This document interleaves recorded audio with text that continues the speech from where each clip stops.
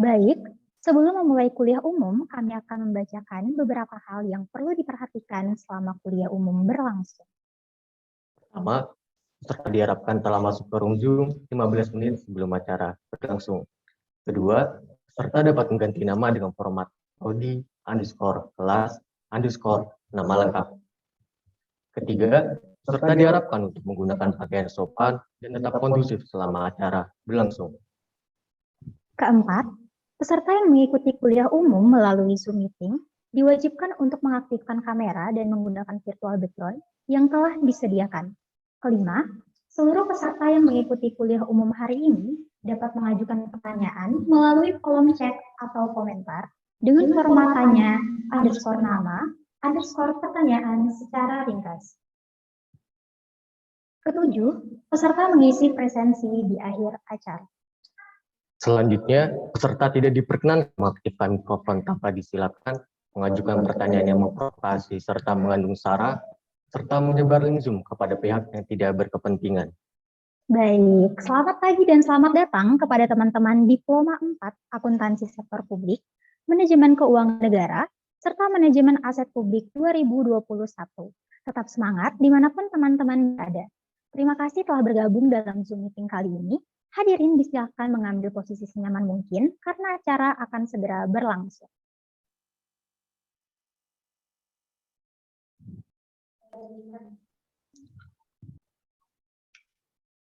Assalamualaikum warahmatullahi wabarakatuh. Selamat pagi dan salam sejahtera untuk kita semua. Om Swastiastu, Namo Buddhaya, salam kebajikan. Yang terhormat, Direktur Politeknik Keuangan Negara STAN, Bapak Rahmadi Murwanto. Selamat pagi, Bapak. Selamat pagi. Yang kami hormati narasumber kita hari ini, Bapak Arif Wibisono. Selamat pagi, Bapak. Selamat pagi, maaf masih mute ya. Selamat pagi.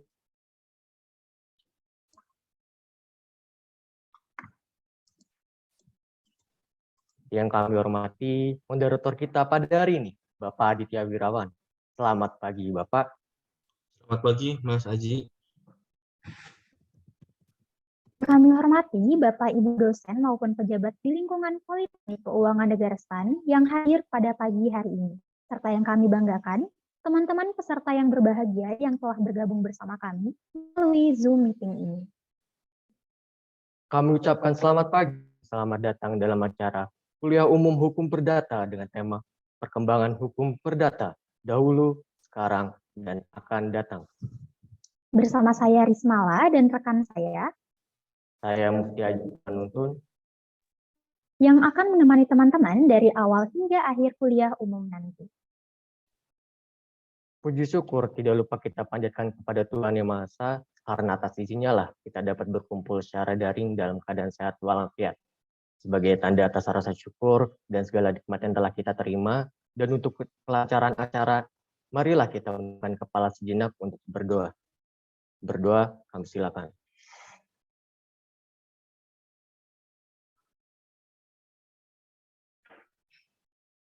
Amin. Berdoa dapat dicukupkan. Baik, membuka kuliah umum pada pagi hari ini menyanyikan lagu kebangsaan Indonesia Raya dilanjutkan dengan Mars Politeknik Keuangan Negara STAN. Hadirin dimohon berdiri.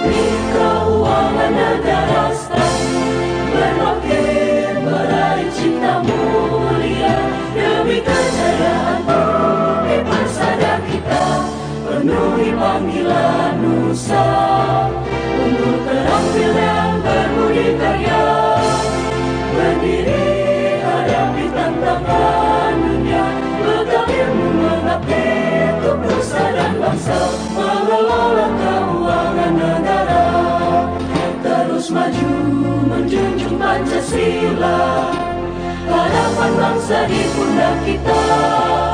Semangatlah untuk Indonesia tercinta.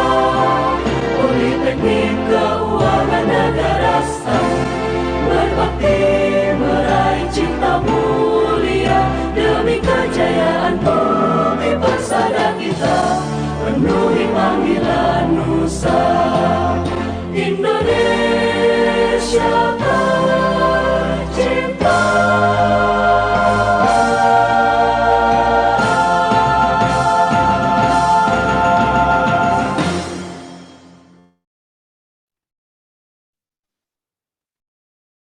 Hadirin disilahkan duduk kembali. Selanjutnya, kita akan mendengarkan sambutan dari Direktur Politeknik Keuangan Negara STAN. Kepada Bapak Rahmadi Nurwanto, kami silakan. Terima kasih Mufti. Assalamualaikum warahmatullahi wabarakatuh. Selamat pagi, salam sejahtera untuk kita semua. Om Swastiastu, Namo Buddhaya, Salam Kebajikan. Yang sangat saya hormati dan saya banggakan, ya, teman saya, Pak Arief Wibisono, yang akan menjadi narasumber pada mata kuliah pagi ini. Mas moderatornya Mas Adit, ya, Pak Adit kalau kalian bilangnya, dipanggil Mas juga nggak apa-apa, masih muda dia, ya, biar terasa dekat dengan kalian. Dan juga tentu saja saya sayangi dan banggakan seluruh mahasiswa-mahasiswi yang hadir pada pagi hari ini, termasuk yang menjadi panitia. Puji syukur mari kita panjatkan kepada Tuhan Yang Maha Esa karena kita diberikan kesehatan pada pagi hari ini untuk bisa mengikuti acara kuliah umum. Mas Arief mewakili PKN STAN, saya menyampaikan penghargaan, terima kasih karena sudah bersedia hadir pada acara pagi hari ini dan menjadi narasumber. Tentu kalau kita bicara dalam konteks hukum, ya, Mas Arief termasuk ahlinya di sini yang menggawangi biro hukum di Kementerian Keuangan. Memang pola yang kami coba kembangkan di PKN STAN berbeda dengan pada masa sebelumnya, di mana kalau sebelumnya pure dosen mengajar dan memberikan akademik, tapi dalam konteks kurikulum terbaru kami mendorong supaya mahasiswa sejak awal mulai memahami apa yang terjadi di luar sana. Karena dunia hukum akan sangat luas untuk dipelajari, bahkan mempunyai menjadi satu cabang tersendiri dalam keilmuan, ya, yang bisa luar biasa kalau kita akan mendalami. Tetapi tentu sebagai nanti yang akan menjadi penggawa keuangan negara, Anda semua perlu tahu apa saja, ya, dari ilmu hukum yang dikuasai yang akan relevan untuk tugas pekerjaan Anda semua. Nah, ini kesempatan yang baik karena Pak Arief akan memberikan perspektif bagaimana di masa lalu, masa kini, dan masa depan. Saya sendiri tidak begitu menguasai, ya, kecuali di area yang saya pernah terlibat, ya, mungkin saya sedikit menguasai, tetapi tentu nanti kalau Pak Arief kalau disuruh ngomong bisa panjang, tapi saya rasa pada hari ini akan memilih tema-tema tertentu yang tepat buat Anda semua. Saya sarankan pada kesempatan ini bertanyalah pada hal yang perlu ditanyakan, buat semuanya menjadi jelas sehingga Anda semua dapat belajar banyak pada hari ini. Lalu gunakan ide atau apapun yang didapatkan untuk memperdalam, karena ini hanya pancingan saja. Kalian semua tidak akan bisa mempelajari keseluruhan, tapi ini pancingan yang membuat nanti ketika mempelajari mata kuliah ini dan mata kuliah hukum lainnya, itu akan fokus dan akan benar-benar terarah ke materi-materi yang relevan sebagai bagian dari pelaksanaan tugas penggawa keuangan negara. Sekali lagi terima kasih Pak Arief Wibisono, yang sudah mengorganisir acara kuliah umum ini. Selamat belajar. Mohon izin saya tidak bisa mengikuti secara keseluruhan karena ada tugas lain. Terima kasih. Wassalamualaikum warahmatullahi wabarakatuh. Om Santi Santi Santi Om. Salam. Terima kasih Pak Direktur STAN. Saya langsung pamit ya Pak Arief ya. Monggo Terima Pak. kasih, Bapak. Monggo.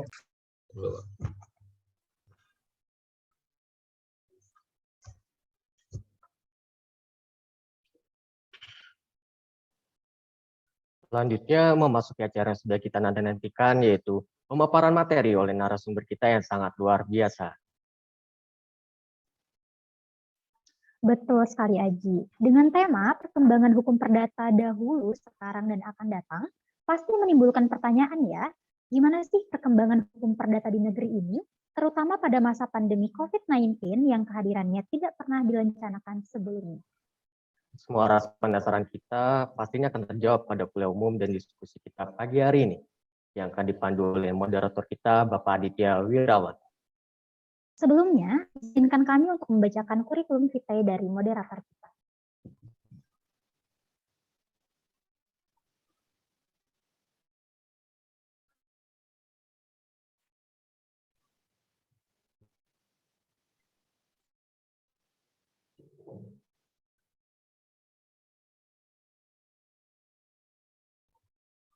Baik, Bapak Aditya Wirawan, SH MKN, lahir di Semarang, 8 November 1984. Menempuh pendidikan S1 dan S2 di Universitas Diponegoro. Saat ini beliau menjabat sebagai dosen Politeknik Keuangan Negara STAN. Berpangkat penata tingkat 1, golongan 3D.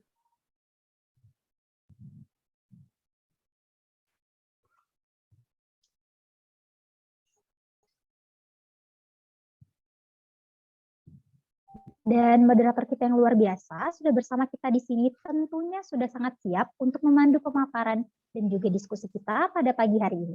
Kalau begitu langsung saja kita serahkan kepada Bapak Aditya. Kami silahkan. Terima kasih Rismala, terima kasih Mas Aji Manudon. Ya, telah hadir bersama kita di sini Pak Arief Bibisono, gitu ya, kakak kelas saya juga pada waktu kuliah, gitu ya. Nah, mungkin beliau bisa disampaikan kurikulum vitae-nya. Beliau lahir di Temanggung, gitu ya, tanggal 27 Oktober 1968. Gitu ya.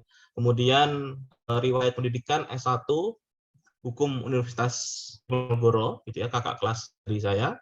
Kemudian S2-nya dari Boston University Amerika Serikat, kemudian mengambil S3 di Universitas Indonesia, gitu. Pangkat dan golongan pembina utama muda golongan 4C. Mohon izin Pak Arief, ya.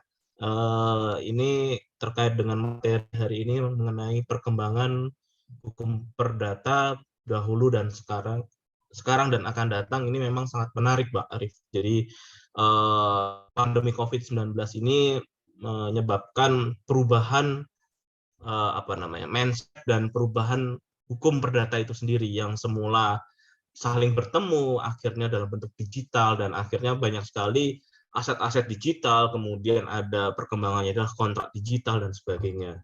Nah, ini mohon kiranya Bapak untuk dapat menyampaikan materi yang terkait dengan perkembangan atau tema hari ini. Mohon izin Pak Arief, monggo untuk dapat menyampaikan materinya. Terima kasih. Terima kasih Pak Aditya ya. Ini sesama dari Semarang nih. Assalamualaikum warahmatullahi wabarakatuh. Selamat pagi. Salam sejahtera untuk kita semua. Salam sehat. Om Swastiastu, Namo Buddhaya. Salam kebajikan ya. Kawan-kawan sekalian, saya sebut kawan-kawan ini biar kelihatan muda. Meskipun kalau dari umur tadi mungkin sebagian besar barangkali kurang dari separuh umur saya ya. Jadi tidak terasa perjalanan ini sudah sangat jauh. Saya udah hampir 30 tahun di Kementerian Keuangan ya. Jadi perjalanan yang cukup panjang. Jadi sangat mengesankan ya. Jadi tadi seperti yang Pak Direktur Stan sampaikan, kita juga harus menyeimbangkan antara teori dengan praktek ya. Jadi tadi saya sempat bicara dengan Pak Adi dan juga Pak Rahmadi. Pagi ini saya kebetulan berada di Balikpapan. Jadi ini the beauty of teknologi ya. Jadi dari Balikpapan saya kebetulan di Hotel Platinum. Siang hari ini sampai 2 hari ke depan kita akan mengadakan uji publik ya. Jadi semacam dialog antara pemangku kepentingan. Jadi kita saat ini sedang menyusun peraturan pelaksanaan Undang-Undang Nomor 3 Tahun 2022 mengenai Ibu Kota Negara. Jadi kalau berdasarkan undang-undang itu sekarang kita sudah punya ibu kota negara baru, yaitu ibu kota negara Nusantara. Namanya Nusantara ya. Tetapi nanti peran, fungsi, dan ini kewenangan dari ibu kota itu baru akan berpindah setelah ada Perpres. Jadi nanti Presiden menyebutkan Perpres bahwa kita resmi semua fungsi-fungsi ibu kota itu, peran dan fungsinya sudah berpindah dari Jakarta ke Nusantara. Tetapi kalau dari target dari pimpinan tertinggi kita ya, 2024 kita diharapkan sudah upacara bendera di Nusantara. Jadi kita di Kementerian Keuangan kami ya, itu sudah mulai melakukan pemetaan mengenai bagaimana kita memindahkan personel ke Nusantara. Karena sebagai satu kota baru yang harus menarik investor, tentu saja tidak boleh hanya sedikit jumlah penduduk awal di sana ya, di sini di Nusantara ini. Karena kalau penduduknya dikit, dia nggak bisa menarik investor. Nah, mungkin nanti akan dalam jumlah yang cukup massal, nanti kita akan mulai menempati Nusantara. Di semester pertama 2024 sudah ada bentuk-bentuk bangunan termasuk istana ya. Nanti semester kedua 2024 kita upacara bendera di Nusantara. Jadi seperti yang pengantar Pak Adi tadi ya, memang kita perkembangan terbaru akhir ini seperti digitalisasi itu memang tidak terbendung lagi ya. Jadi memang yang namanya COVID itu benar-benar pandemi ya. Jadi pertama kali di zaman modern ini kita mengalami pandemi itu memang unprecedented ya, tidak pernah kita duga-duga sebelumnya. Di Kementerian Keuangan sendiri sudah ada yang namanya inisiasi untuk reformasi birokrasi termasuk yang berbasis IT. Tetapi kita tidak mengira bahwa perjalanan ini akan dipercepat ya, default ya, by COVID ya, dengan adanya pandemi. Jadi memang perkembangan terbaru kita kemudian mulai menggunakan sarana-sarana teknologi untuk tadi mulai melaksanakan berbagai kegiatan termasuk kegiatan bisnis ya. Ada platform digital, saat ini juga sedang disusun rancangan peraturan Menteri Keuangan bagaimana kita melakukan pemajakan bagi pengadaan barang jasa lewat digital misalnya ya, sebagai pelaksanaan dari Undang-Undang Harmonisasi Peraturan Perpajakan. Memang banyak inisiatif baru ya di Indonesia saat ini ya. Yang sebelumnya ada Undang-Undang Cipta Kerja. Jadi sebelumnya itu Indonesia itu kalau mengubah undang-undang itu harus dengan undang-undang yang sejenis ya. Misalnya Undang-Undang Ketenagakerjaan diubah di Undang-Undang Ketenagakerjaan. Namun demikian dengan adanya COVID ini diinisiasi satu perubahan yang cukup signifikan ya, yaitu dengan mengubah berbagai undang-undang dalam satu undang-undang, sering pakai omnibus atau omnibus law ya. Nah, memang ini omnibus ini biasanya tidak di negara yang kayak kita, negara-negara civil law country ya. Mungkin kalau kita mulai mencoba membandingkan ya, ini kan sudah pernah ada kuliah pengantar ilmu hukum ya, kelas ini ya, kelas semua kelas di STAN ini ya. Jadi di dunia ini kan ada dua sistem hukum besar ya, civil law countries dan common law country ya. Kalau civil law country itu biasanya dianut oleh negara-negara yang pernah dijajah oleh negara di benua Eropa. Misalnya Indonesia dijajah oleh Belanda. Ada kemudian negara-negara Amerika Latin dijajah oleh Spanyol dan Portugal. Kemudian ada negara-negara di Indochina ya, Vietnam, Laos, Kamboja dijajah oleh Perancis. Itu mereka menganut civil law country ya, jadi negara-negara yang berkiblat kepada sistem hukum di Eropa. Ini yang penting ketika kita akan mulai membahas mengenai hukum perdata kita ya. Jadi hukum perdata kita mungkin bisa dimulai slide pertama ya, kalau bisa slide show. Minta tolong. Ya, jadi tadi saya sampaikan ya, hukum perdata kita ini tentu saja karena kita merupakan jajahan Belanda, itu diadopsi dari Hindia Belanda ya. Jadi kita ini kan dulu pernah dijajah baik oleh Belanda sendiri sebagai satu pemerintah, atau VOC ya. VOC itu serikat dagang, jadi perusahaan multinasional pertama di dunia yang punya wilayah, yaitu Indonesia ya, Hindia Belanda itu ya. Jadi kita pernah dijajah oleh Belanda melalui proksinya, melalui wakilnya, yaitu tadi serikat dagang Hindia Belanda, VOC, Verenigde Oost-Indische Company ya, atau kalau orang moyang kita itu menyebut sebagai company, ya itu ya. Jadi itu adalah serikat dagang yang menjajah Indonesia. Tapi kemudian VOC itu mengalami kebangkrutan ya karena ada korupsi ya. Jadi korupsi itu ya memang sudah dimulai lama, termasuk pada saat penjajah kita itu yaitu Belanda, ada peristiwa korupsi sehingga VOC dibubarkan, kemudian Indonesia langsung dijajah oleh pemerintah Belanda. Nah ini background dari kira-kira pembahasan kita terkait dengan KUH Perdata ya. Jadi negara penjajah itu biasanya juga mewarnai kehidupan sistem hukum satu negara. Tadi saya sudah sampaikan di Belanda itu di Indonesia, Perancis itu ke Indochina ya. Kemudian tetangga kita misalnya Malaysia, Singapura, Australia pernah dijajah oleh Inggris sehingga mereka menganut common law system ya atau Anglo-Saxon ya. Jadi memang agak perlu kita ini ya, kita identifikasi sebenarnya root atau akar dari KUH Perdata itu sampai kemana. Kalau kita lihat salah satu ciri sistem hukum Eropa kontinental itu adalah kodifikasi ya. Yaitu norma hukum yang disusun secara sistematis dalam satu kitab undang-undang. Misalnya ada KUHP ya atau Wetboek van Strafrecht ya, atau kalau di sekarang yang hari ini adalah Kitab Undang-Undang Hukum Perdata atau Burgerly Wetboek ya. Jadi kalau kita bicara mengenai hukum perdata ini mungkin nanti kita juga di penghujung kuliah ini nanti juga akan kita juga koneksikan dengan perkembangan terakhir ya mengenai digitalisasi juga. Jadi kalau kita bertanya hukum perdata ini, cabang hukum perdata ini itu seperti apa? Menjawab permasalahan-permasalahan di masyarakat tentang apa?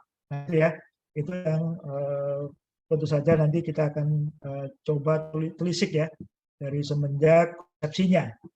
Jadi kalau kita di masyarakat itu kan selain hubungan antara negara dengan warga negaranya, itu biasa disebut sebagai ranah hukum publik, juga ada ranah hukum perdata atau hukum privat, yaitu hubungan antara warga negaranya.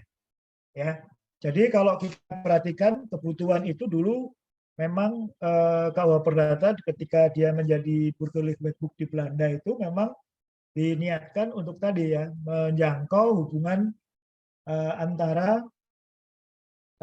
warga negaranya ya, bukan hubungan antara negara dengan masyarakatnya. Jadi dia terletak dalam hukum privat. Nah, memang kalau kita lihat ya pada zaman dulu itu ini di Belanda dan juga di negara-negara Eropa ya. Karena memang sebagai satu sistem hukum Belanda itu juga merupakan bagian dari hukum di Eropa, terutama karena Belanda pernah dijajah oleh Prancis. Sementara seluruh daratan Eropa itu dulu merupakan di bawah kekuasaan Romawi ya. Jadi translasinya dari hukum Romawi ke hukum Belanda tadi melewati Prancis tadi ya. Jadi kalau kita lihat orang-orangnya kan di Eropa itu ada Eropa yang Latin ya, ada Prancis, Spanyol, Italia, ya, Portugal, tapi ada Eropa yang lebih di utara ya, yang kalau zaman dulu Hitler itu menyebutnya sebagai ras Nordik ya, ini yang di utara. Nah ini memang kemudian ternyata di perjalanannya hampir seluruh daratan Eropa itu dikuasai oleh Romawi tadi, termasuk Prancis dan kemudian menjajah Belanda. Sehingga sistem hukum Prancis juga berpengaruh terhadap Belanda. Nah, Belanda kemudian menjajah Indonesia. Itu kira-kira kalau kita lihat transfer dari hukum Prancis, kemudian sampai kemudian mewarnai juga sistem hukum Indonesia melalui hukum Belanda. Jadi kalau kita lihat apa saja yang diatur ya, ini kan memang ada yang pada masa lalu itu ada pertanyaan-pertanyaan mengenai kenapa seseorang itu harus patuh kepada orang tua, ya. Kemudian orang tua harus bertanggung jawab untuk menghidupi keluarga, ya, anak-anaknya. Kemudian juga ada pertanyaan simpel ya, di praktis di masyarakat, ketika seseorang menemukan seperti harta karun di jalan ya, teronggok gitu ya. Nah itu kemudian siapa yang menjadi pemiliknya, ini juga perlu diatur dalam lapangan hukum privat itu, ya. Selain hukum publik tadi ya, mengatur negara dengan rakyatnya, juga ada hukum yang mengatur negara dengan masyarakatnya ya. Jadi hukum perdata itu adalah yang mengatur kepentingan antar warga negara perseorangan dengan warga negara perseorangan lainnya.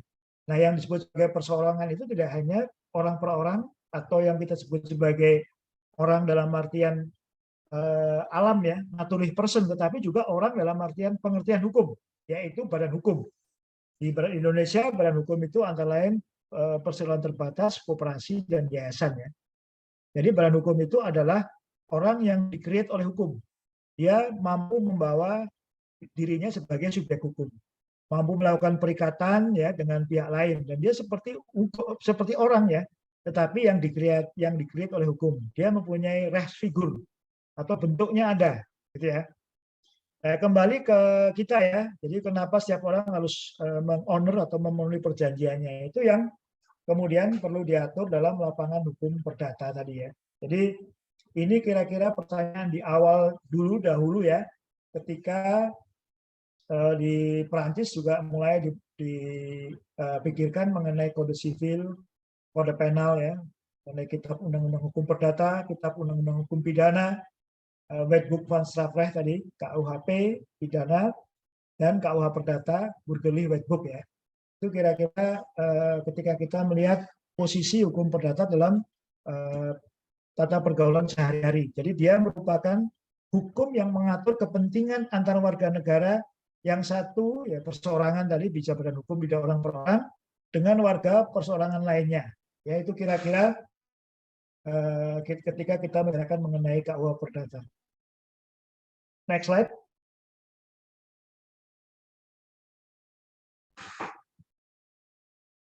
Ya.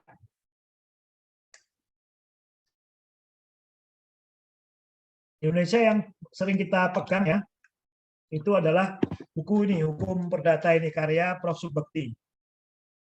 Profesor Subekti ini merupakan salah satu ahli ya, yang menerjemahkan BW ini menjadi kitab undang-undang hukum perdata. Jadi ini kita juga perlu berterima kasih kepada Prof. Subekti ini ya, yang pernah menjadi Ketua Pengadilan Negeri di Surakarta ya.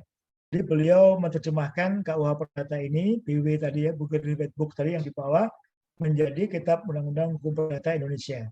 Nah tadi jawaban pertanyaan tadi mengenai kenapa semua orang harus patuh ya terhadap orang tuanya, dan orang tua harus bertanggung jawab kepada kebutuhan anaknya, ada di misalnya di pasal 28 KUH perdata ya. Setiap anak apapun umurnya ya wajib menghormati dan menghargai orang tuanya. Orang tua wajib memelihara dan mendidik anak-anak mereka, terutama yang masih di bawah umur ya. Kehilangan kekuasaan orang tua atas kekuasaan tidak membebaskan mereka dari kewajiban untuk memberi tunjangan menurut besarnya pendapatan mereka guna membiayai pemeliharaan dan pendidikan anak-anak mereka ya. Satu kali bisa saja perwalian orang tua itu dicabut ya, misalnya kalau dia melakukan kekerasan dalam rumah tangga ya kepada anak-anaknya ya. Tetapi itu tidak membebaskan mereka kewajiban untuk selalu memberi nafkah ya, tunjangan. Nah kemudian kalau kita perhatikan juga tadi pertanyaan, bagaimana kalau saya menemukan peti di jalanan ya? Nah itu ini yang kemudian dijawab dengan pasal 587 mengenai egendom ya. Jadi hak milik atas harta karun ada pada orang yang menemukannya di tanah miliknya sendiri. Bila harta itu ditemukan di tanah milik orang lain, maka separuhnya adalah milik yang menemukan ya. Dan separuhnya adalah milik si pemilik tanah. Ini kira-kira ini untuk membuat tertib dalam masyarakat ya. Kalau zaman pra adanya kode sivil ya, atau kodifikasi serupa di hukum Romawi, tentu saja ini menjadi soal ya. Seperti apa kita harus menyelesaikan persoalan tadi penemuan peti harta karun. Ini persoalan-persoalan sehari-hari ya. Kalau kita tengok masa sekarang tentunya ini sangat simpel, tapi ini menjadi sangat sesuatu ya. Material pada saat zaman dahulu kita memulai sejarah kita ya. Bahkan sejarah Indonesia itu jauh di belakang sejarah-sejarah negara-negara yang kemudian membuat peraturan ini ya. Kalau kita lihat Indonesia mulai memasuki masa sejarah itu ketika ditemukannya prasasti ya di Kutai Kertanegara di sini ya. Nah itu jadi kalau ini kan masyarakat yang sudah lama menulis ya. Jadi Romawi itu ketika bahkan Eropa selebihnya ya, ketika rakyat Jerman belum nulis juga ya, itu masyarakat Romawi itu sudah melakukan tulisan ya. Mereka sudah punya kekuasaan yang luas, membentang di seluruh Eropa, Afrika Utara ya, sampai ke Timur Tengah ya. Jadi bahkan dulu kan ingat betul kalau kita nonton film Cleopatra, Samson and Delilah ya. Ini mesti nggak nonton nih, pasti drama Korea semua yang di ruangan ini. Tapi kalau saya masih nonton gitu nonton, ya Pak. Ya Pak Aditya masih nonton Pak. Pak Aditya masih nonton. Tapi yang lain pasti nggak nonton ya. Ceritanya backgroundnya Romawi ya. Ada Ben Hur ya. Kemudian jadi waktu itu Romawi menjajah termasuk negara-negara di Timur Tengah. Di situ ada masyarakat Yahudi ya. Jadi misalnya ketika film Nabi Isa gitu ya, itu pasti akan ada singgungan dengan Romawi, karena Romawi itu termasuk imperium lama yang sudah ada jauh sebelum Indonesia mengenal sejarah. Ya itulah kelebihan kalau orang sudah masuk ke masa sejarah sehingga segala peristiwanya tercatat.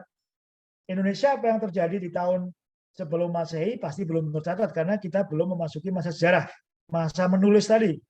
Nah, aku ya, jadi mungkin ya kita terpaksa harus melihat harus ke situs-situs bersejarah gitu ya, melihat sebenarnya adakah Indonesia itu kerajaan-kerajaan sebelum adanya Kertanegara. Apakah Indonesia itu masih dalam masa berburu dan meramu misalnya. Tapi kan ada klaim bahwa Indonesia itu pernah mengalami masa kejayaan dulu di Atlantis bahkan di Indonesia, tapi itu kan masih utopia ya, perlu diselidiki oleh mahasiswa sekalian ya. Jadi itu kira-kira mengapa kita kemudian KUH Perdata di awal mula dahulu ya, pada masa awal-awal manusia berinteraksi itu diperlukan.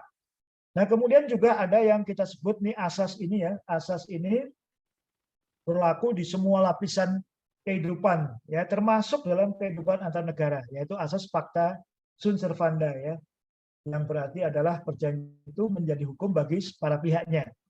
Makanya kemudian ketika kemarin Rusia diserbu Ukraina, kan Ukraina ingin segera menjadi anggota NATO. Karena kalau jadi anggota NATO, mereka punya perjanjian bahwa satu negara NATO diserang, itu akan dibantu oleh negara NATO lainnya sebagai aliansi. Tetapi malang tak dapat diraih ya, untung tak dapat ditolak, keanggotaan Ukraina di NATO belum resmi. Jadi ya tinggallah sendirian Ukraina dibomin Rusia, tanpa dibantu oleh anggota NATO lainnya. Amerika dan negara-negara Barat kan juga diminta ya oleh Ukraina, tolong dong kalian jangan hanya menonton ya, tapi apa daya mereka belum menjadi anggota NATO, belum menjadi anggota Uni Eropa. Inilah yang disebut sebagai Pacta Sunt Servanda. Persetujuan yang dibuat dengan undang-undang yang berlaku itu sebagai undang-undang bagi para pihak yang membuatnya. Itu tidak dapat ditemukan dengan kesepakatan kedua, kecuali dengan alasan-alasan yang terkait undang-undang dan kedua belah pihak itu sepakat ya. Itu yang disebut sebagai Pacta Sunt Servanda. Tadi yang sebagai contoh di tingkat internasional itu juga ada.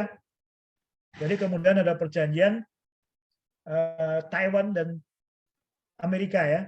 Kalau Taiwan diserang, Amerika masuk. Makanya segede apapun Tiongkok, RRT, dia nggak berani nyerang Taiwan. Karena memang ada perjanjian yang berlaku sebagai undang-undang bagi Taiwan dan Amerika Serikat. Sehingga Taiwan sampai sekarang, meskipun tidak menggunakan nama Republik Nasionalis Cina ya, tapi tetap saja tidak berani Tiongkok mengambil Taiwan, pulau kecil di depan mata dia, gitu ya. Itu kira-kira mengenai asal mula kenapa kemudian orang menciptakan hukum perdata. Jadi tanpa ini chaos ya. Hukum itu adalah untuk membuat tertib dalam masyarakat, di samping untuk kepastian mengenai hak dan kewajiban mereka. Next. Tadi ini banyak di ini ada sejarah para ahli hukum ya, untuk untuk mengantarkan kita aja mengenai bagaimana hukum perdata itu.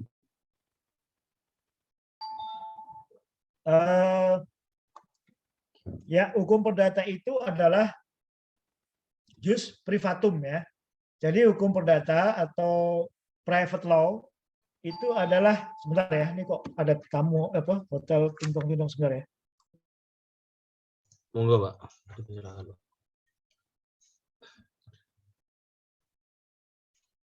Jadi mohon tunggu sebentar ya teman-teman ya, karena Pak Arief sedang ada tamu mungkin. Nah, ini kurang lebih gambarannya seperti itu. Monggo Pak Arif. Mohon maaf tadi, ini karena di hotel jadi ada yang nawarin laundry ya. Siap. Cuma 2 hari. Untuk apa saya laundry, nanti saya pulang laundrynya masih di sini kan. Jadi gitu ya. Jadi jus privatum tadi ya, hukum perdata itu dalam lapangan hukum privat, yaitu private law is the law regulating the right ya, conduct, cara berlaku ya, affair of individual. Jadi hubungan antara individu dan juga yang dibedakan dari public law tadi ya. Public law tadi ada misalnya hukum pidana yang mengatur hubungan antara masyarakat dengan negara. Jadi kalau si A melakukan tindak pidana, maka yang akan menuntut adalah masyarakat negara. Jadi misalnya si A membunuh B. Kemudian jaksa penuntut umum itu menuntut atas nama negara atas kejahatan yang dilakukan oleh si A tadi. Karena luka masyarakat itu timbul ketika seorang melakukan kejahatan. Untuk merecover kembali luka itu, maka negara melakukan penuntutan terhadap si A tadi ya yang membunuh B. Itu kira-kira kalau itu hukum publik ya. Kemudian ada hukum administrasi negara ya. Kita juga punya hukum yang kemudian berlaku ketika aparatur sipil negara itu melaksanakan tugas dan kewajibannya. Sekarang kita punya Undang-Undang 30 2011 mengenai administrasi pemerintahan. Itulah yang mengatur bagaimana sebagai administratif pemerintahan melakukan tugas kita sebagai dalam konteks administrasi negara. Nah, kemudian ada juga dari Prof. Sudikno Mertokusumo ya. Ini yang mendefinisikan hukum perdata itu adalah keseluruhan peraturan yang mempelajari tentang hubungan antara orang yang satu dengan orang lainnya, baik meliputi hubungan keluarga dan pergaulan dalam masyarakat. Ini Prof. Dr. Sudikno Mertokusumo, ya, ahli hukum perdata kita dahulu ya. Next. Ya, tadi memang ada antara teori hukum ya dan juga dalam pengaturan di KUH Perdata itu sendiri ya. Jadi kalau di teori hukum itu kira-kira hubungannya dengan buku di kodifikasi KUH Perdata itu seperti yang digambarkan di slide ini ya. Jadi hukum perorangan yaitu peraturan yang mengatur manusia sebagai subjek hukum. Tadi sebagai manusia sebagai subjek hukum itu tidak hanya orang per orang atau naturally person, tetapi juga badan hukum. Jadi badan hukum itu berfungsi seperti orang dalam melakukan aktivitas sehari-hari. Jadi PT dan A ya, A yang orang ini dan PT itu bisa melakukan perjanjian. Karena PT itu adalah subjek hukum orang per orang atau dia naturally person dengan B sebagai subjek hukum ref person ya, subjek hukum berdasarkan undang-undang, berdasarkan hukum. Ya, jadi kalau dia itu cakap ya untuk memiliki hak serta cakap untuk bertindak sendiri melaksanakan haknya serta hal-hal yang mempengaruhi kecakapan tersebut. Jadi kalau orang itu tidak cakap ya, misalnya dia itu di bawah umur ya atau belum nikah, itu maka kemudian dia tidak dapat tadi melakukan hak dan kewajiban dalam lapangan hukum yang perorangan tadi, melakukan perikatan dan lain-lain. Kemudian hukum keluarga yaitu hubungan yang timbul dari hubungan kekeluargaan, maka kemudian ini semua diatur di KUH Perdata dalam kodifikasi buku mengenai orang. Di situ ada kodifikasi peraturan mengenai orang. Kemudian tadi mengenai kekayaan, yaitu hubungan yang dapat dinilai dengan uang, ini dalam teori kekayaan. Kalau di buku di KUH Perdata itu dia diatur dalam buku mengenai benda tentang benda dan buku tentang perikatan. Ya, jadi ini kira-kira interseksi antara atau hubungan antara teori hukum dengan kitab undang-undang hukum perdata itu sendiri ya. Ya, jadi tadi ada hukum perorangan diterjemahkan dalam buku tentang orang, hukum keluarga juga diterjemahkan dalam buku tentang orang, kemudian hukum kekayaan diterjemahkan dalam buku tentang benda dan tentang perikatan. Tadi contohnya asas yang berlaku adalah asas fakta sumber benda ya. Jadi perikatan dituangkan dalam perjanjian itu berlaku sebagai hukum bagi para pihak. Kemudian hukum waris ya, ini dituangkan juga dalam hukum benda. Selain itu juga diatur dalam KUH Perdata itu ketentuan mengenai pembuktian alat-alat bukti dan daluarsa dari suatu hukum ya. Jadi misalnya ketika ada perjanjian dengan daluarsa tertentu, maka dia sudah tidak bisa lagi diimplementasikan karena dia sudah melewati waktu yang telah ditentukan, gitu ya. Nah, kemudian tadi saya sampaikan mengenai sejarah, ini sedikit mengenai sejarah ya. Jadi bagaimana hukum perdata yang berlaku di Eropa tadi, yang hidup di masyarakat Eropa tadi, ada Kekaisaran Romawi ya, itu berlaku sampai kepada Indonesia. Ini nanti coba kita di next slide ya. Nah, mungkin masih ingat ya, ada Kekaisaran Roma ya, yang kemudian pecah menjadi Romawi Barat dan Romawi Timur. Romawi Timur disebut sebagai Bizantium ya. Di situ ada Kaisar Justinian ya, di abad ke-6 Masehi. Itu kemudian memerintahkan kalau kaisar itu dia memerintahkan penyusunan kodeks ya, kodifikasi juris civilis, yaitu mengenai private, sebuah kitab hukum yang mengatur hukum yang berlaku terhadap warga Kekaisaran Bizantium, termasuk hubungan antar masyarakatnya.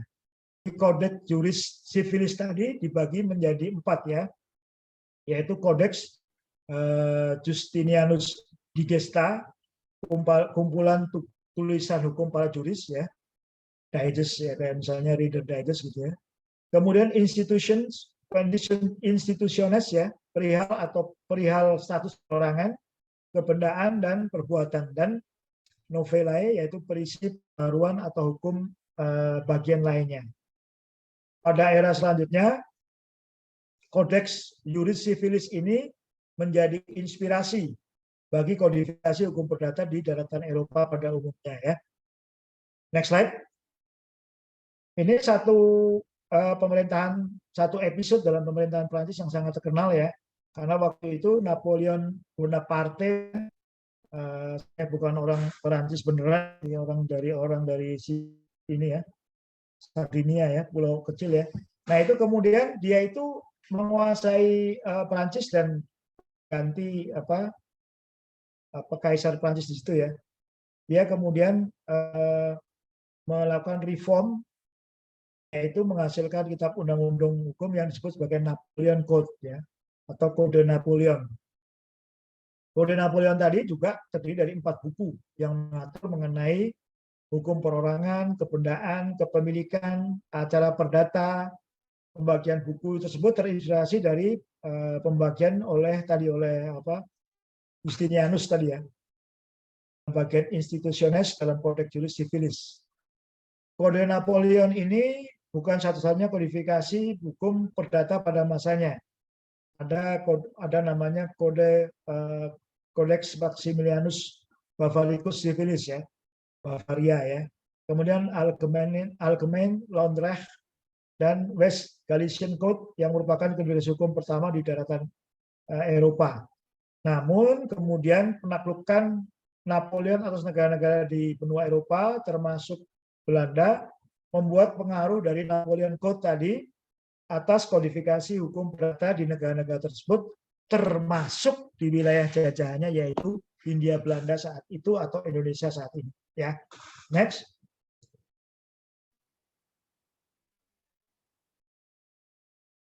Nah, ini kemudian apa yang terjadi di Hindia Belanda ya, di jajahan Belanda di Asia Tenggara, karena Belanda juga punya jajahan di Karibia ya, selain di Indonesia, Belanda juga jajahan di Amerika Latin yang dulu sering dikunjungi oleh Didi Kempot, yaitu Suriname ya. Di India Timur itu Belanda punya jajahan ya. Pada tahun 1847 ketika pemerintah Belanda langsung ya menguasai Indonesia, Gubernur Jenderal Hindia Belanda mengumumkan pemberlakuan Burgerly Wetboek atau BW yang berlaku pada tanggal 1 Mei 1948 bersama dengan Wetboek van Koophandel atau KUHD. Jadi dua ya, KUH Perdata atau Boekerlich Wetboek dan KUHD atau Wetboek van Koophandel. Keberlakuan BW di Indonesia berdasarkan asas konkordansi yang sempit, di mana hanya berlaku bagi golongan Eropa dan Timur Asing saja. Jadi konkordansi itu asas persamaan. Apa yang berlaku di Belanda sebagai induk jajahan berlaku pula di tanah jajahannya, yaitu Hindia Belanda. Pada saat itu, ingat ya, Indonesia dibagi menjadi 3 golongan penduduk. Yang pertama adalah golongan Eropa. Di situ ada Belanda, ada Inggris ya, yang menguasai Belanda ya, tapi juga orang Eropa lainnya dimasukkan sebagai golongan Eropa. Ada Timur Asing ya, yaitu golongan Arab, India, Tiongkok ya, yang dimasukkan sebagai Timur Asing. Dan golongan Bumi Putra atau pribumi ya, yang meliputi golongan ketiga. Jadi kalau di masyarakat jajahan itu kira-kira biasanya inlander atau pribumi itu ditaruh di paling bawah ya. Itu kira-kira pada masa jajahan Hindia Belanda. Yang mendapatkan prioritas ya tentu saja golongan Eropa atau dan kedua Timur Asing. Malah inlander masuk di paling bawah. Ya. Terhadap golongan pribumi tadi berlaku hukum adat masing-masing suku yang ada ya. Namun juga dapat dia menundukkan diri, dia bisa memakai BW dengan cara mematuhi mematuhi seluruh ketentuan BW, mematuhi sebagian hukum BW, kemudian terhadap perbuatan hukum dan tertentu dan secara diam-diam. Ya, misalnya pada saat dia menyetujui tadi ya. Ini mau terus jam berapa ya Pak Moderator ya? Monggo Pak. Bisa panjang Bapak nih saya. Nggak apa-apa panjang ya? nggak apa-apa Pak. Oh, siap. Nanti Bapak ada acara jam berapa Pak? Nanti sosialisasi Pak. Mohon izin, Pak. Saya sosialisasi jam 9 masih oke ya. Jam jam 9 lah ya. Jam 9, siap. Ya.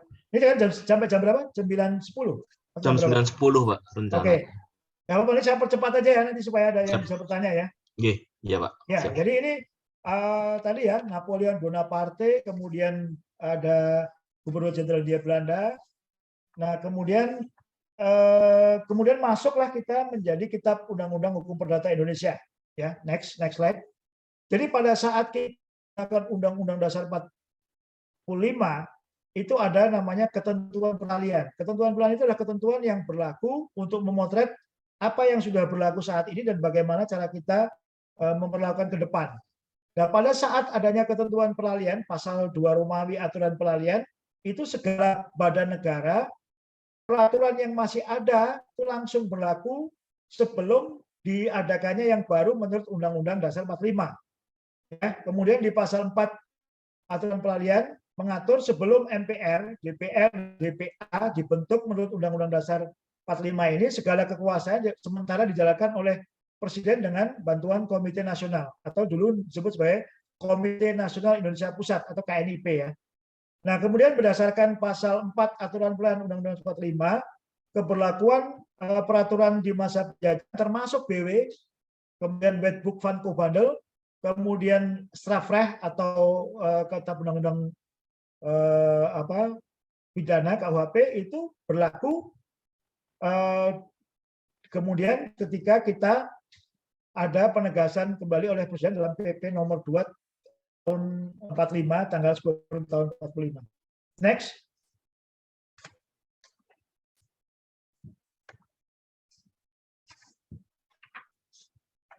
Ya, ini contoh dari Saharjo ya.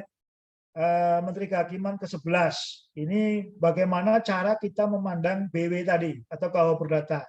Saharjo menyampaikan bahwa BW, Wetboek, Rechtboek tadi dapat melakukan para hakim dapat menyimpang dari Kitab Undang-Undang Hukum Perdata hanya merupakan legislasi kolonial. Tapi sampai saat ini kita belum bisa mengubah, belum bisa menciptakan KUH Perdata versi nasional, belum bisa ya. Dan penuh nuansa diskriminatif ya, karena itu ada 3 golongan yang tidak sesuai dengan semangat Undang-Undang Dasar 45. Di tempat lain ada Profesor Mahadi menolak bahwa pendapat bahwa perdata itu tidak mengikat, tetapi bad book itu mengikat sepanjang terlepas dari kodifikasinya. Dia masing-masing itu berlaku untuk masing-masing ketentuan ya. Kemudian Dr. Matilda Semampau ya menurunkan KUH Perdata sebagai bad book hanya akan menimbulkan kekosongan hukum ya. Jadi kita dikhawatirkan kalau kita memperlakukan bad book seperti Profesor Saharjo tadi justru akan menimbulkan kekosongan hukum di Indonesia.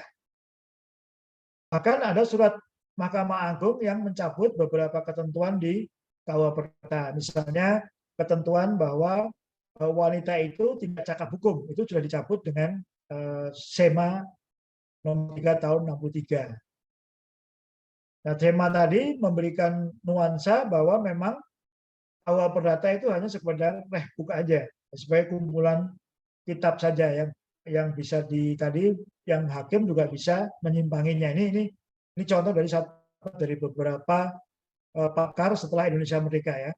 Next.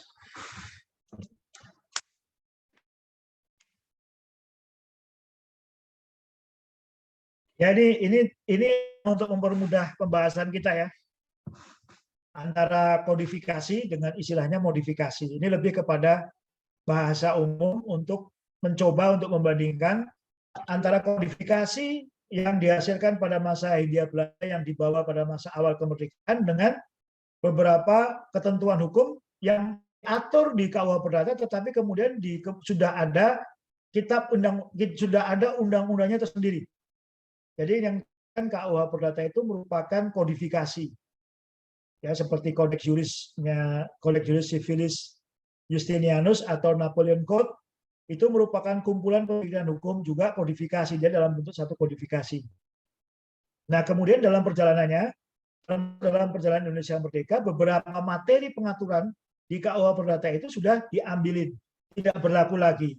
Karena Indonesia sudah menciptakan, ya Indonesia nasional kita ini, sudah menciptakan hukum nasional untuk mencabut beberapa ketentuan pasal di KUH Perdata yang tidak sesuai lagi dengan perkembangan hukum nasional. Misalnya undang-undang tentang pokok agraria, undang-undang tentang perkawinan ya, undang-undang tentang hak tanggungan, undang-undang tentang hak fidusia. Jadi beberapa materi pengaturan di KUH Perdata kemudian tidak berlaku lagi karena di Indonesia sudah ada masing-masing pengaturan, yaitu tadi undang-undang pokok agraria, undang-undang perkawinan, dan undang-undang hak tanggungan serta undang-undang tentang fidusia. Ya, jadi perubahan ketentuan hukum perdata tersebut melalui modifikasi beberapa aturan di KUH Perdata, termasuk misalnya Undang-Undang PT, itu ketentuan mengenai perseroan terbatas dalam KUH Perdata tadi sudah tidak berlaku karena Indonesia sudah punya Undang-Undang PT ya. Nah, topik khusus kemudian mengatakan ide penyusunan satu kodifikasi hukum perdata yang sesuai dengan nilai kehidupan budaya nasional, dan namun hal ini tidak pernah terrealisasi. Ya, kalau kita jujur ya melihat ya, KUH Perdata kita sudah berupaya mengubah KUH Perdata kita, KUHP, tetapi beberapa panitia antar kementerian yang dibentuk untuk mengubah KUH Perdata yang kita ambil pada masa jajahan Hindia Belanda itu, KUHP yang kita ambil pada masa jajahan itu belum bisa kita realisasikan ya.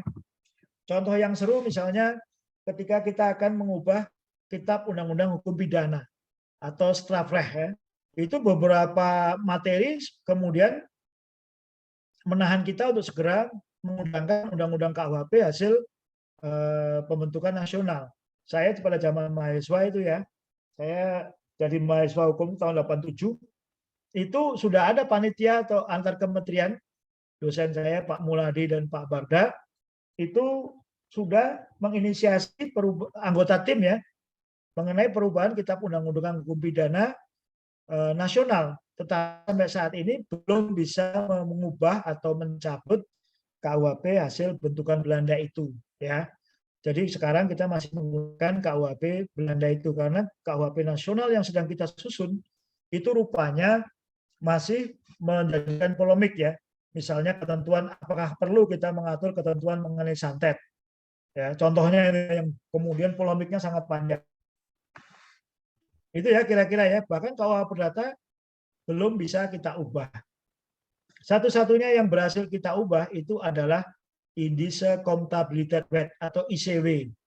Akhirnya para putra-putra terbaik di Kementerian Keuangan ya berhasil mengganti ICW menjadi Undang-Undang Keuangan Negara, Undang-Undang 17 tahun 2003 mengenai keuangan negara, Undang-Undang nomor 1 2004 mengenai perbendaharaan negara, dan Undang-Undang mengenai pemeriksaan keuangan, paket undang-undang yang mengubah produk hukum kolonial ICW.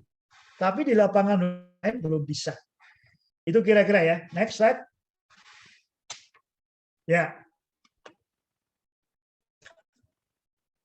Di perjalanannya tadi beberapa ketentuan di KUA Perdata kemudian diubah antara lain dengan putusan Mahkamah Konstitusi terkait hukum perdata. Ya, misalnya hak waris anak di luar nikah, yaitu hukum keluarga.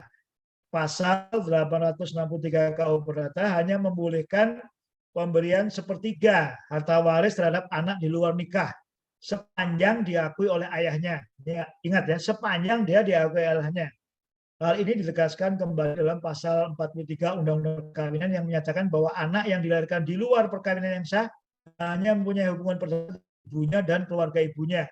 Dia punya ayah hanya ke ibunya, ya, karena dia di luar nikah ya.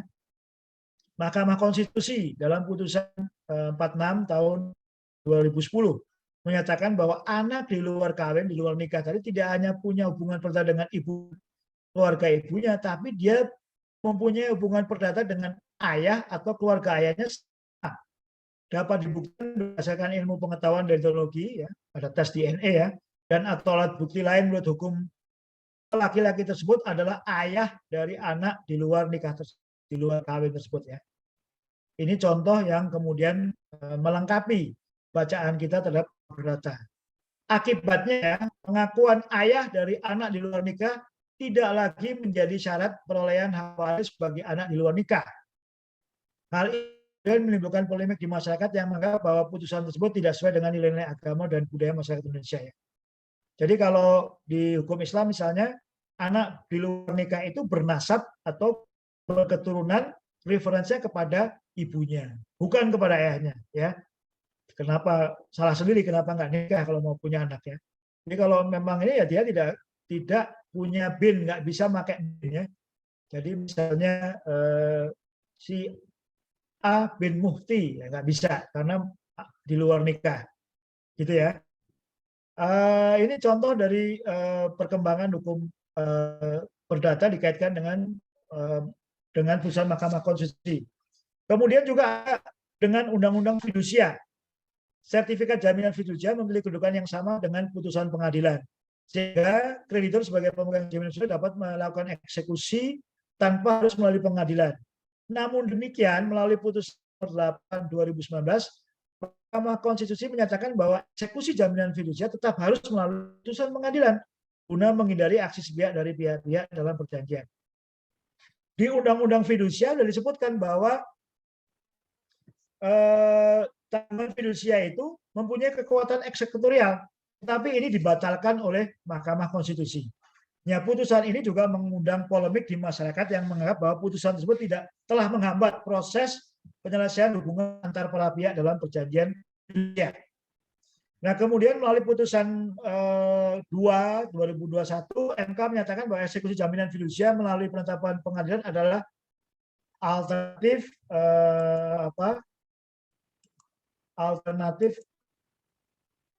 ini ada pertanyaan alternatif dalam hal kreditor dan debitur tidak mencapai kesepakatan mengenai eksekusi jaminan fidusia. Next slide.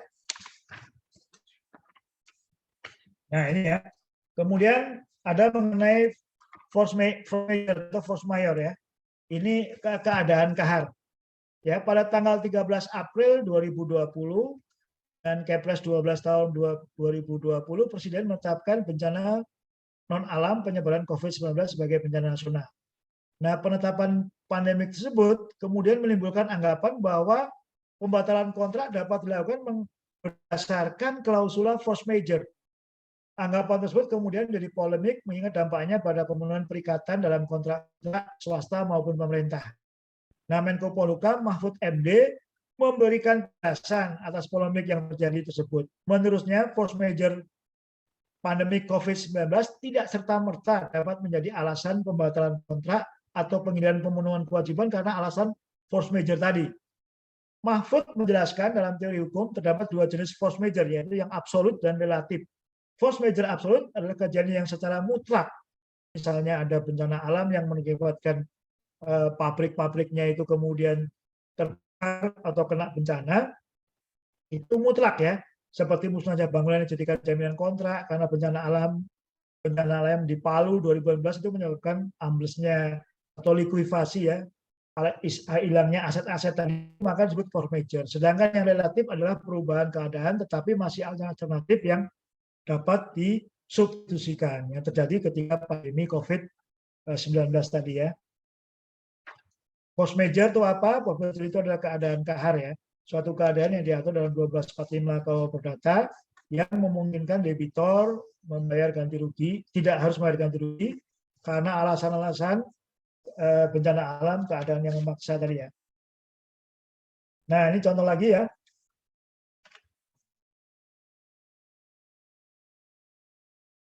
Ya. Ya, ini next slide.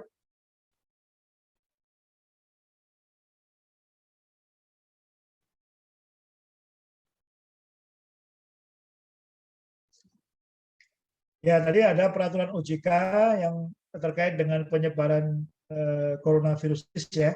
Di situ OJK menerbitkan POJK 11 memberikan relaksasi ketentuan restructuring kredit bagi debitur yang terkena dampak COVID. Kemudian ini menjadi hal yang meringankan beban debitur yang usahanya telah terdampak COVID ya. Dalam perspektif hukum perdata, relaksasi ini akan mendorong penyelesaian hubungan hukum antara bank dan debitur secara bilateral tanpa harus serta-merta melalui proses sengketa keperdataan. Ya. Ya, ini next slide. Ini ada tadi disampaikan ya di awal ya perkembangan digitalisasi tadi seperti yang Pak Moderator sampaikan ya.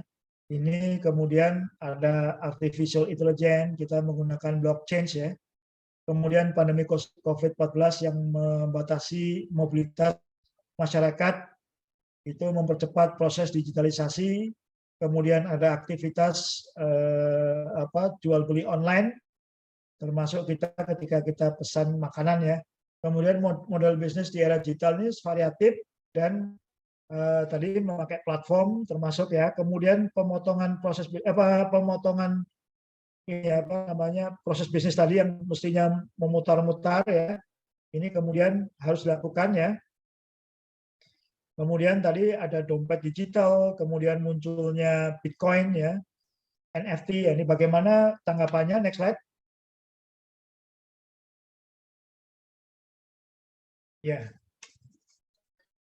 Ya tadi dompet elektronik atau electronic wallet tadi ya. Itu untuk menyimpan data instrumen pembayaran. Kemudian konsumen tadi meletakkan dananya pada platform dompet elektronik ya milik provider yang kemudian bisa menjadi digital payment ya. Dari aspek hukum kedataan ada sebuah isu yang perlu di solving ya. Bagaimana hubungan hukum antara konsumen dengan provider? Apakah hubungan hukum tersebut dapat dilihat sebagai penitipan dalam lapangan hukum perdata? Kemudian apakah provider layanan dompet elektronik tadi dapat memanfaatkan dana konsumennya terlebih dahulu?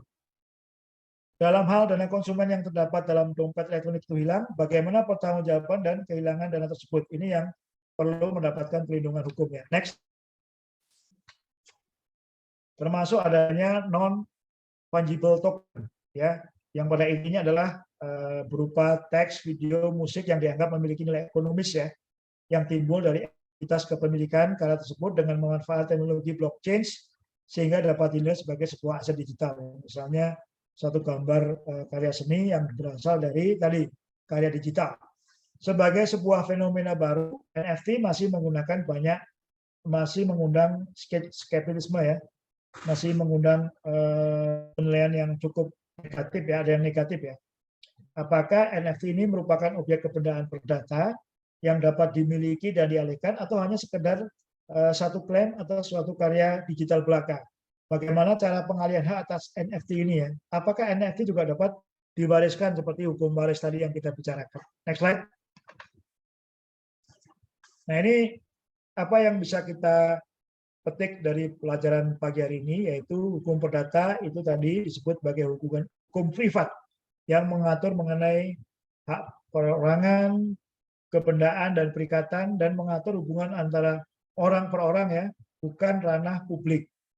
Pengaturan hukum perdata pada awalnya tadi dilakukan dengan mengkodifikasi hasil pemikiran para sarjana barat di masa lampau ya.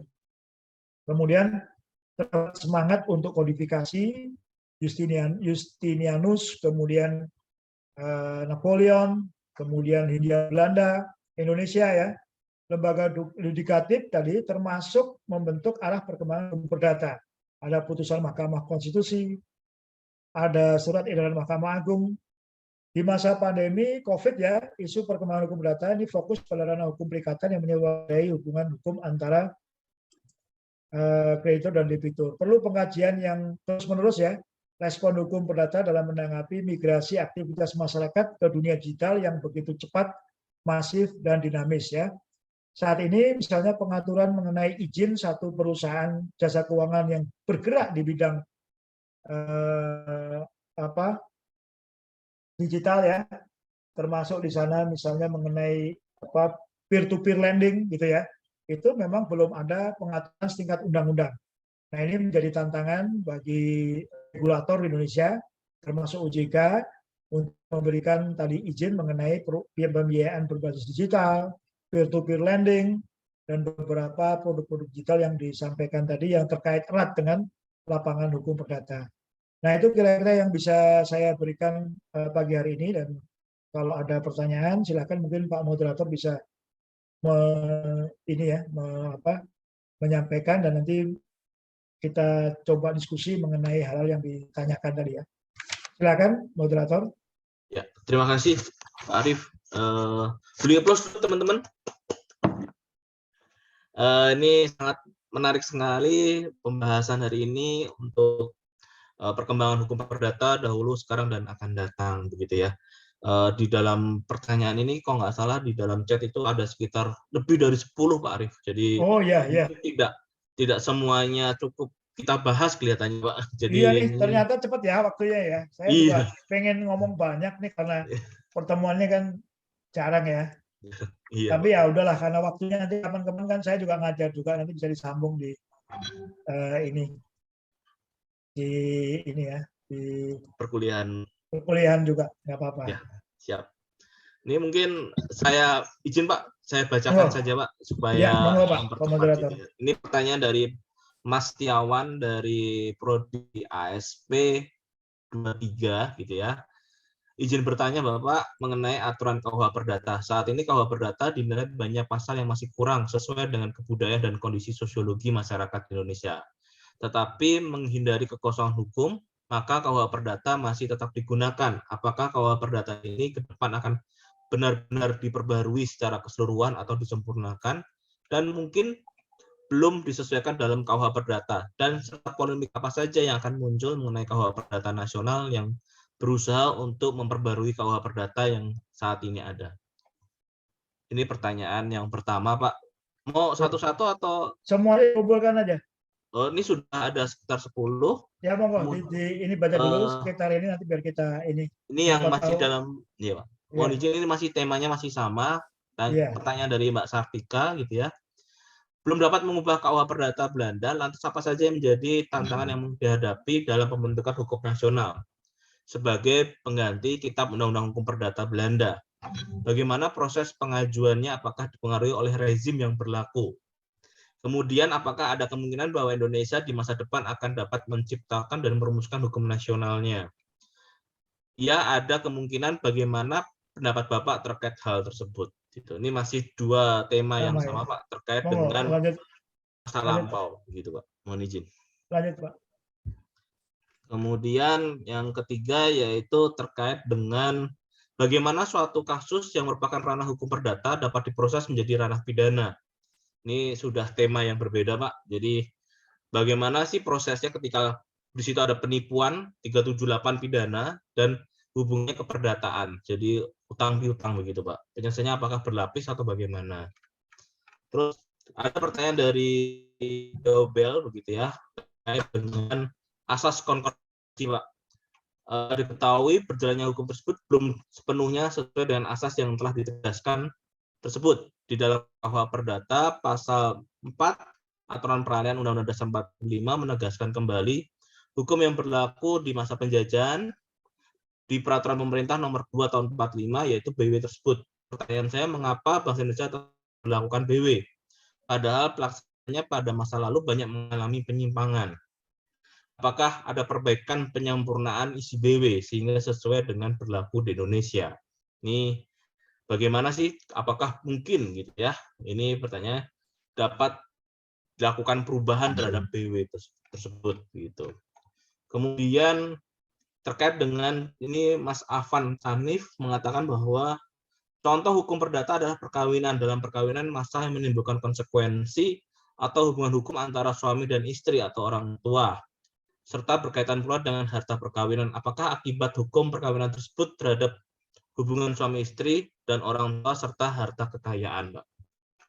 Mungkin cukup dulu Bapak terkait 5 poin tadi. Mohon izin. Ya, terima kasih ya Pak Moderator, Pak Aditya, dan juga mahasiswa sekalian yang memberikan pertanyaan tadi ya. Mungkin secara umum dapat disampaikan tadi ya bahwa kalau kita kan pasal 2 Romawi aturan peralihan Undang-Undang Dasar 45 itu fungsinya adalah ketentuan peralihan. Jadi tadi bahkan ketika di Indonesia pun belum ada lembaga-lembaga negara, baru presiden dan wakil presiden. Makanya kemudian di Indonesia ada peraturan sementara membentuk Komite Nasional Indonesia Pusat. Ya. Nah demikian juga di lapangan hukum. Waktu itu kita belum punya perangkat hukum untuk menciptakan undang-undang. Makanya kemudian kita memperlakukan undang-undang KUH Perdata. Dalam perjalanannya tadi seperti yang saya sampaikan, itu kemudian dimodifikasi. Termasuk ketika misalnya kita melihat bahwa ketentuan tentang pertanahan di KUH Perdata tidak sesuai. Makanya kemudian kita membentuk dalam perjalanannya tadi kan sudah ada ya, bahwa kita membentuk apa yang disebut sebagai Undang-Undang tentang Pokok Agraria yang bersumber dari hukum yang ada di Indonesia. Jadi Undang-Undang Pokok Agraria tahun 50 itu pertama kalinya kita bisa punya parlemen dan kita membentuk undang-undang. Sebelumnya kita belum ada. Jadi kalau kita kemudian merdeka tanpa ada aturan peralihan itu mengatur aturan yang sudah ada dan bagaimana ke depan kita akan menyikapi aturan itu. Jadi memang di awal kita diniatkan KUH Perdata itu sifatnya sementara, nggak selamanya sampai dengan tahun 2022 ini. Tetapi seperti juga Belanda, ketika kita akan menyusun KUH Perdata versi Indonesia itu kesulitannya besar sekali ya. Karena ternyata itu membutuhkan waktu yang lama. Coba kalau kita lihat ya nanti kalau bekerja di birokrasi ya, proses legislasi, ya, proses untuk menyusun undang-undang di DPR itu juga sangat lama. Jadi masa sidang DPR itu terbatas. Ya, kalaupun dia untuk periode 5 tahunan, dia akan dibagi dalam tiap tahun. Ada namanya disebut program legislasi nasional. Itu bikin undang-undang itu lama. Contohnya misalnya undang-undang undang-undang perkawinan tadi ya. Itu juga lama betul itu undang-undang itu. Dulu partainya aja cuma 3, Golkar, P3 dan PDI. Itu pun di tackle oleh di reserve oleh P3 ya. Jadi P3 yang tidak setuju dengan undang-undang perkawinan itu. Itu pun lama itu. Ya.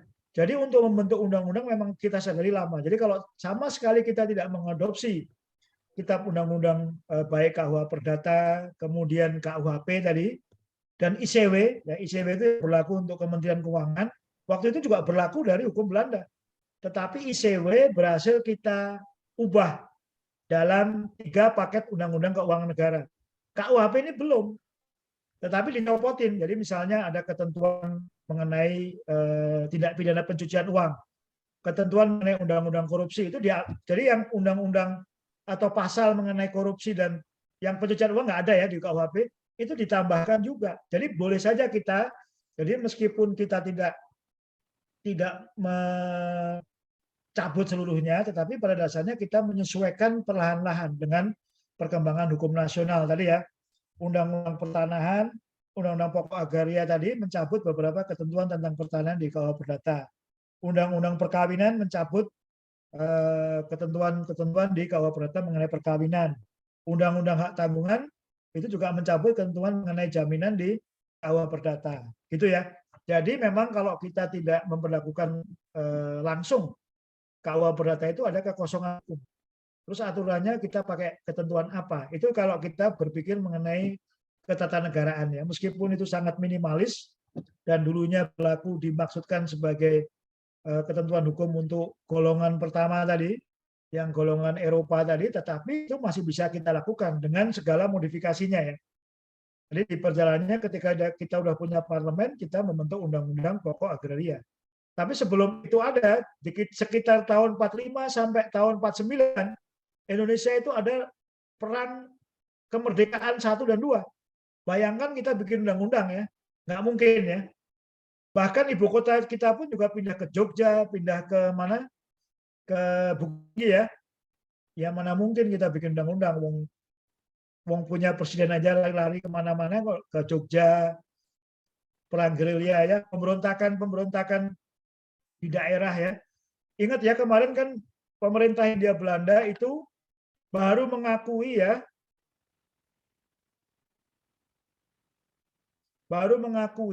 bahwa dia itu kemerdekaan Indonesia kemarin itu. Sebelumnya mereka mengakui kemerdekaan Indonesia tahun 49 ketika penyerahan kedaulatan. Belanda minta maaf ke Indonesia baru kemarin. Jadi bayangkan di tahun 45 sampai 50 Indonesia nggak punya hukum apa-apa, itu bisa menimbulkan chaos ya, kekosongan hukum. Itu akibatnya adalah kita jadi chaos tadi ya, nggak ada aturan yang kita pakai sebagai hukum, sebagai negara nasional. Ya, jadi mengapa KUH Perdata, KUHP, bahkan ICW dulu sebelum kita punya keuangan negara itu selalu kita pakai. Karena kalau ada kekosongan hukum maka itu negara nanti tidak bisa menjadi tadi menjalankan tertib hukum tadi ya. Apalagi tahun 45 sampai 49 kita ada revolusi atau perang kemerdekaan 1 dan 2 itu benar-benar kita bisa bikin undang-undang apapun ya. Itu barangkali ya. Kalau memang ini masih ada pertanyaan, silakan Pak Moderator. Izin Bapak, ini Ya. melengkapi yang tadi Pak. Untuk ini ada pertanyaan juga dari Dimas begitu ya. Ya. Terkait dengan pandemi COVID-19 terdapat force major yang memungkinkan debitur tidak harus membayar ganti rugi. Apakah force major tersebut langsung dibatalkan atau hanya menunda pelaksanaan pembayarannya, Pak? Kemudian Ya, tadi kan ya. Coba ditayangkan lagi tadi slide berapa tadi yang pernyataan Mahfud MD tadi ya. Jadi ini kan kemarin yang halaman, ada halamannya ya. Ini di pernyataan Mahfud MD tadi, coba force major tadi. Kalau bisa tayangkan lagi. Ya, jadi force major ya yang di ya terus Pak di halaman di Mahfud MD ya, terus yang sebelum pandemi. Nah ini nih ya. Jadi tadi kan Mahfud MD sudah menyampaikan bahwa force major itu ada 2, yaitu force major yang absolut tadi, yang langsung ya. Jadi misalnya kalau pada saat contohnya pada saat di Palu itu kan ada likuifasi ya. Jadi pabriknya langsung kegulung gitu.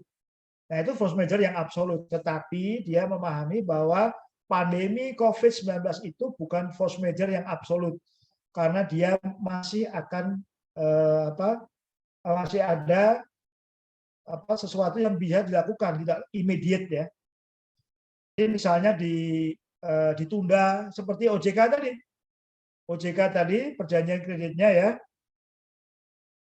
Next slide yang OJK tadi. Ini contohnya OJK tadi untuk menanggulangi force major tadi. Dia melakukan restrukturisasi ya. Jadi dia ada stimulus yang disebut sebagai counter cyclical ya, kebijakan counter cyclical ya. Antara lain dengan merelaksasi ketentuan mengenai restructuring kredit pada saat pandemi. Bisa diulur ya.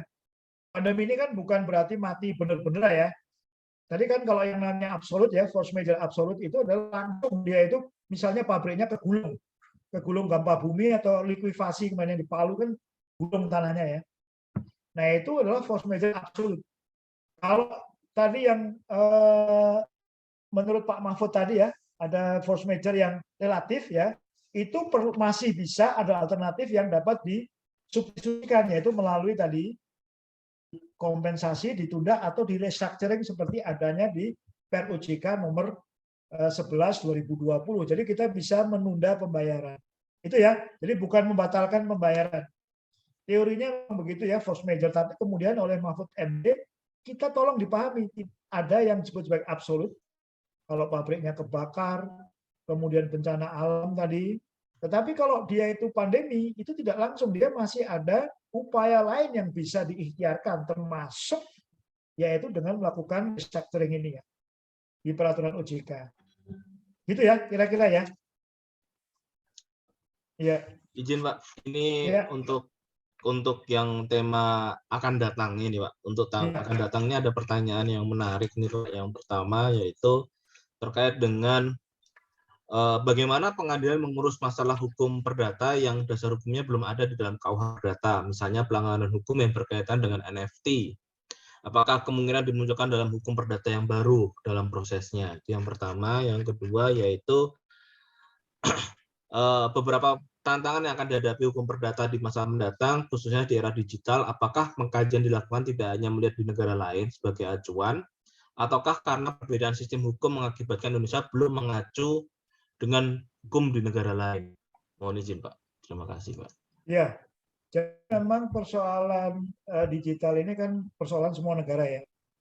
Di berbagai aspek termasuk persoalan-persoalan mengenai misalnya perpajakannya. Apakah bagaimana cara melakukan pemotongan pajak terhadap digital ini. Alhamdulillah Indonesia kemudian kemarin setelah kita menjadi host G20 ya, kita berhasil mendapatkan pelajaran dari negara-negara lain untuk melakukan pemajakan.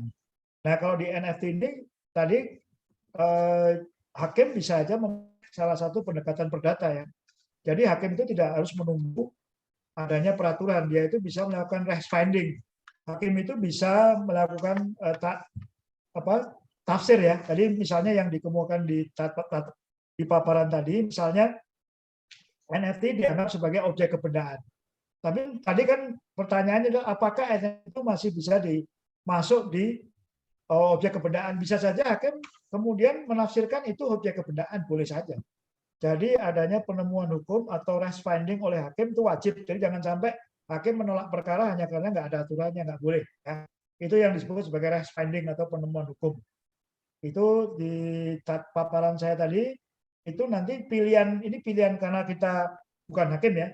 Jadi pertanyaannya berupa pilihan-pilihan untuk diambil oleh hakim. Tolong yang NFT tadi coba ditayangkan kembali.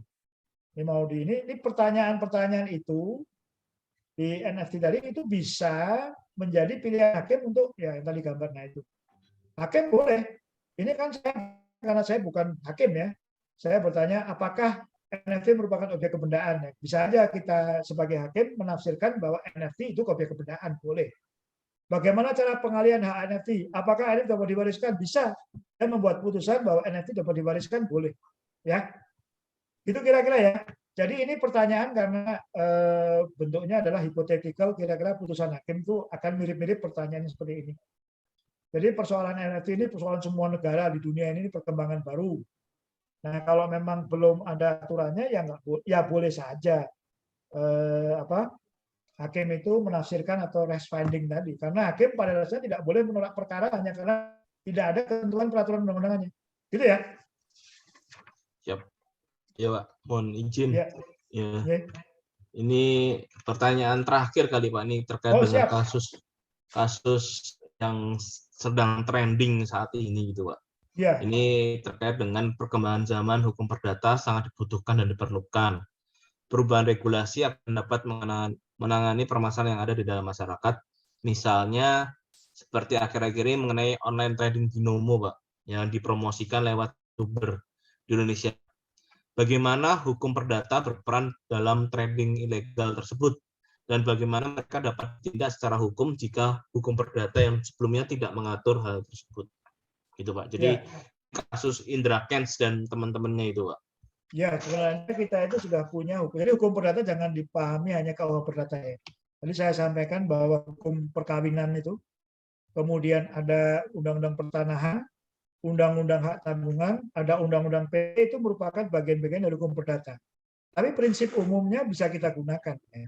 Meskipun kita udah ada undang-undang mengenai transaksi elektronik. Ya. Elektronik itu kalau misalnya digital signature sama dengan tanda tangan basah. Itu contoh-contoh dari sebenarnya kita sudah atur. Tapi memang kan selalu perkembangan hukum di belakang dari perkembangan kebutuhan masyarakat. Karena apa? Melakukan legislasi, membentuk undang-undang itu butuh proses. Nah itu kemudian yang ketika ada perkara ya, nanti hakim yang menafsirkan juga, menafsirkan hukum apakah dia merupakan bagian dari tadi one prestasi tadi. Apakah dia ternyata platformnya itu di Indonesia kan katanya di sebuah negara di Karibia sana ya. Nah itu seperti apa? Bahkan ada banyak hal-hal terkait dengan ketentuan pidana ya, misalnya dia itu melakukan pencucian uang, dia bawa uang dari hasil ini money laundering, hasil kejahatan, kemudian menjadi sumber bagi transaksi binomo, kan banyak yang gitu ya. Jadi memang ini multi aspek ya. Dia tentu saja kena KUHP. Ketika dia melakukan perjanjian, perjanjian itu tidak hanya dipahami sebagai gitu ya. Begitu kita klik, oke, itu perjanjian. Nah itulah yang kemudian menjadi penafsiran perjanjian di era digital ini. Jadi memang undang-undang transaksi elektronik ya ITE itu bagian dari hukum perdata. Dia mencoba untuk menjelaskan hukum-hukum dasar di KUH perdata itu dalam pengertian elektronis. Tetapi memang tidak semua transaksi itu kemudian harus secara rinci ya. Karena hukum itu menyangkut hal-hal yang pokoknya aja. Di situ ada perikatan, ada jual beli, ada janji-janji ya untuk memenuhi prestasi. Nah, kalau semua itu dilanggar karena perikatan itu adalah undang-undang bagi para pihak, yaitu tentu saja dia sudah melakukan one prestasi atas perikatannya. Tetapi perikatan yang dilakukan oleh elektronik tadi diwadahi dengan transaksi elektronik, ya di undang-undang ITE. Undang-undang ITE pun bagian dari hukum perdata, ya yang mengatur privat. Manakala ITE itu mengatur publik, maka dia menjadi munculnya di undang-undang mengenai cipta kerja atau undang-undang 30 2014 undang-undang administrasi pemerintahan ya. Itu mengenai cara pemerintah melakukan aktivitas dalam lapangan elektronik ya. Seperti kita melakukan Kementerian Keuangan melakukan digitalisasi. Kalian mahasiswa ya, absensi secara digital itu kan bagian dari tadi platformnya aja. Tapi prinsip dasarnya mengenai perikatan, mengenai pemenuhan kewajiban itu ada di KUH Perdata. Jadi tidak tepat kalau dibilang KUH Perdata tidak menjangkau hal ini ya, karena perikatan dasarnya ada, tetapi caranya sudah diatur di Undang-Undang Elektronik tadi, transaksi elektronik ITE tadi ya, informasi dan transaksi elektronik. Itu kira-kira ya.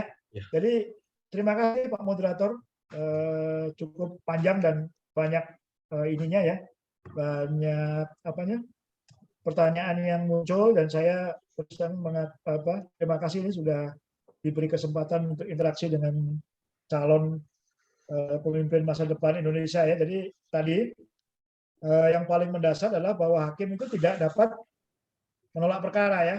Dia juga harus melakukan penemuan hukum atau res finding atas semua undang-undang yang ada yang terbatas itu. Kalau dibilang terbatas, tapi sebenarnya undang-undang itu cukup lengkap.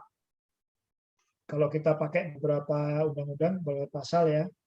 Nah itu, selama ini ITE juga banyak digunakan ya dalam berbagai lapangan. Kemarin misalnya pinjaman elektronik itu belum ada juga ketentuan yang mengatur secara eksplisit, tetapi bisa kita lihat. Jadi misalnya manakala dia melakukan upaya menghimpun masyarakat dan menyalurkan kepada masyarakat, dia harus punya izin dari OJK. Contohnya begitu ya. Tapi kalau dia nggak punya izin, namanya pinjol ilegal, pinjaman online ilegal. Gitu ya. Terima kasih Pak Arief. Mohon ya. close-nya teman-teman. Ya, terima kasih ya. Pak moderator, anak-anak sekalian ya, mahasiswa ya. Sampai ketemu lagi di masa yang akan datang ya. Saya minta izin ya Pak Aditya ya. Terima kasih. Assalamualaikum warahmatullahi wabarakatuh. Selamat pagi, salam sejahtera, salam sehat, dan tetap semangat ya. Saya izin live ya. Oh, iya. Mohon izin Gitu Pak ya? Arif, Oh iya. boleh foto dulu Pak? Oh silakan. Ya. Mohon izin Mbak Rismala untuk Monggo. difoto Foto ya. dulu.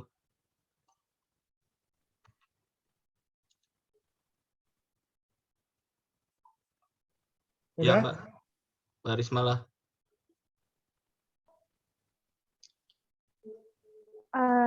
Baik.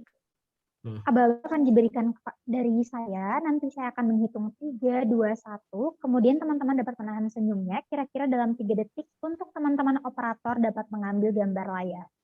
Baik, boleh bersiap-siap nih teman-teman yang belum menyalakan kamera, dan juga teman-teman operator untuk mengambil gambar layar.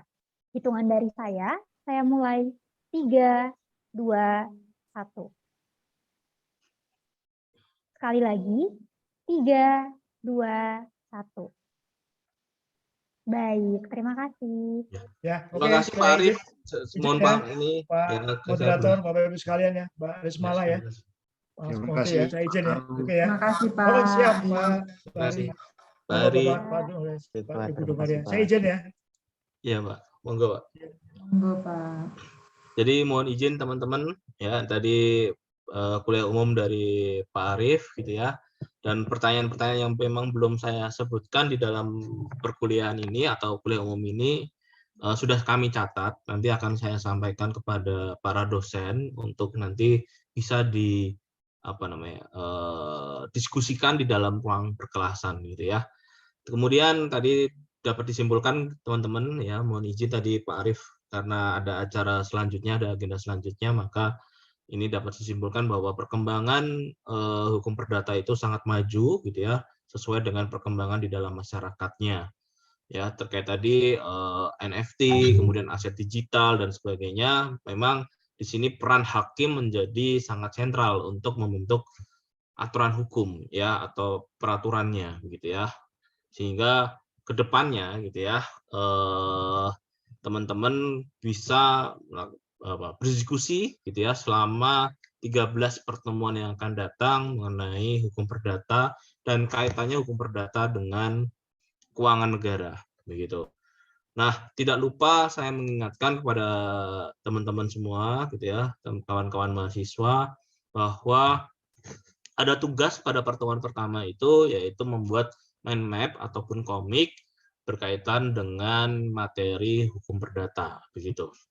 Mungkin sekian dari saya, kurang lebihnya saya mohon maaf jika selama moderatory tidak sesuai dengan apa yang ada di dalam rundown maupun di dalam susunan acara. Saya mohon maaf. Wabillahi taufiq wal hidayah. Wassalamualaikum warahmatullahi wabarakatuh.